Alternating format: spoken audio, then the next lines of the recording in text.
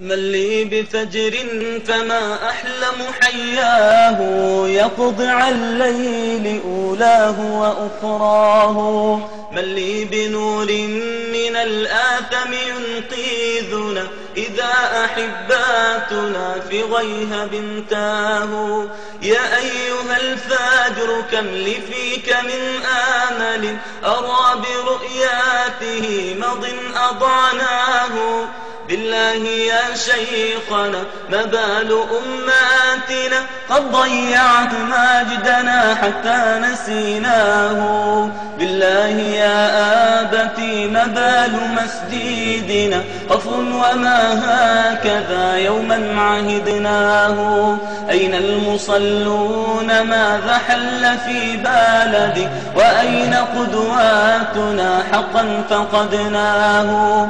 ما بالنا يا أبي نمشي على ماهل، والغرب يا آبتي يحدو مطاياه.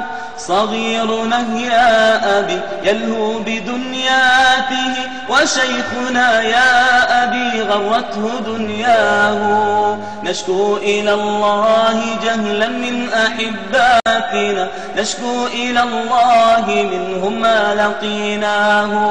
وما أبرئ نفسي إننا بشر، نعش إلى الله أحيانا وننساه. ابن العقيدات يا شيخي يضلله، بث من الغرب يأتنا فنرضاه.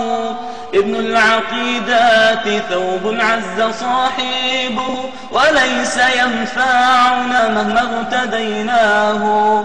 جراحنا يا أبي في كل ناحية، وجسم أماتنا يشكو رزاياه. وفي فلسطين بنيات تعاتبنا، فننزوي خاجلا مما فعلناه. لسنا الذين هتكنا عرضها أبدا، لكننا في يد البغي تركناه. قل لي بربك عن أسباب محناتنا، لربما ماجدنا المضي أعدناه. فأطرق الشيخ حينا ثم عاواده، حنينه فارتوى بالدمع لحياه.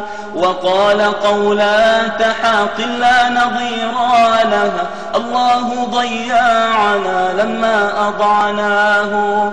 الله ضيعنا لما أضعناه. الله ضيعنا لما أضعناه.